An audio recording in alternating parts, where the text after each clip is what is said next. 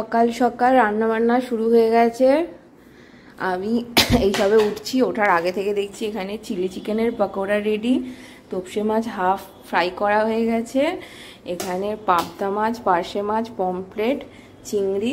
এই চিংড়িগুলো আমাদের সবার জন্য, আর এটা উজ্জ্বলদা স্পেশাল, এগুলো হবে। আর এখানে ইলিশ মাছটা হচ্ছে, মাছ হচ্ছে, এখনো অনেক কিছু বাকি আছে। বল, ও এই ভিডিওগুলো উজ্জ্বলদা বানিয়েছে, কারণ আমি তখন ঘুমাচ্ছিলাম, আমাকে অনেকবার ডেকেছে, আমি উঠতে পারিনি। আর দিদি যেহেতু অনেক সকাল থেকে রান্না করছিল, তো আর এই হচ্ছে হান্ডি মাটনটা যখন রেডি করছিল, তো ওই ভিডিও করেছে, আমি জাস্ট অ্যাড করে দিলাম।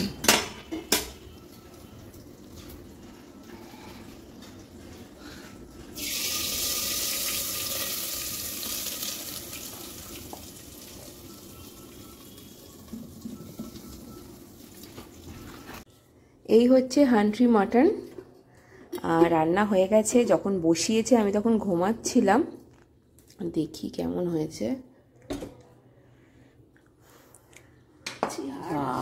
কালারটা তো দারুণ, ফার্স্ট টাইম ট্রাই করা হয়েছে এটা, দেখা যাক কেমন হয়।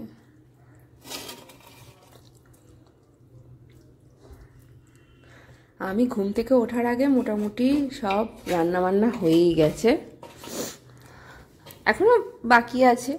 এই যে সব এখানে, এই হচ্ছে পাতুরি, খুলে দেখাবো ভিডিওতে।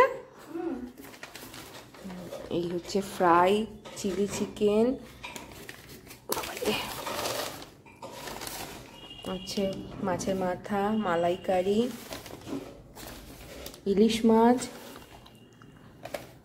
আরো কি কি আছে, পমফ্রেট মাছ এখানে আছে, নিচে আরো আছে প্রচুর। তারপর এখনো নিচেতে এখনো আছে অনেক কিছু, এদিকে এগুলোই তো দেখাইনি। এদিকে হচ্ছে রাইস, পোলাও, মানে বাসন, কিছু বাসন মাত্র বেরিয়েছে। এখন বাজে 12:30 বেজে গেছে, দেখতেই পাচ্ছ। এবার আস্তে আস্তে সব খাবার দাবারগুলো সাজানোর পালা। এখন এই পেপারগুলো দিদি সরিয়ে দিয়েছে, তাই একবার ভালো করে দেখিয়ে দিই। এটা হচ্ছে কাতলা মাছটা, দই কাতলা, ইলিশ, চিংড়ির মালাইকারি, এটা তন্দুরি, এটা শুধু উজ্জ্বলদার জন্যই আছে। আর এখানে ফ্রাই আইটেমসগুলো যেগুলো কালকে কিনে এনেছিলাম সেইগুলো, মানে পাতুরি, মাছের মাথা, চিলি চিকেন, তোপসে ফ্রাই, আর ওদিকেও এখানে তো রাইস পোলাওটা দেখিয়েইছি আগে, আস্তে আস্তেও সাজিয়ে নিচ্ছে। এটা হচ্ছে কি পার্শে মাছ, এটা হচ্ছে পাবদা মাছ, গরম করে নিয়ে আস্তে আস্তে সাজাচ্ছে। এখানে তো মাটনটা রয়েছে, এটা আমি গরম আছে হাত দিচ্ছি না। আর এই হচ্ছে সেই বাসনগুলো, আমাকে অনেকে বলেছে তো এত কাঁসার থালা বাসন, একদম পুরো ম্যাচিং ম্যাচিং। তো হ্যাঁ, আমাদের বাসনের সত্যি বলতে কোনো অভাব নেই। আর এগুলো হচ্ছে সব পুরোনো দিনের বাসন, কিচ্ছু নতুন না, সব ওই মায়ের, বম্মার বিয়ের সময়কার বা আমার ঠাকুমার সময়কার বাসন।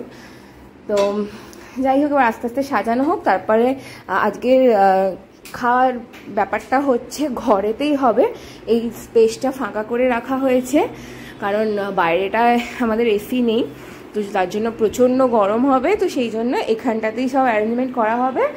তারপরে হয়ে যাক, তারপরে আবার দেখাচ্ছি।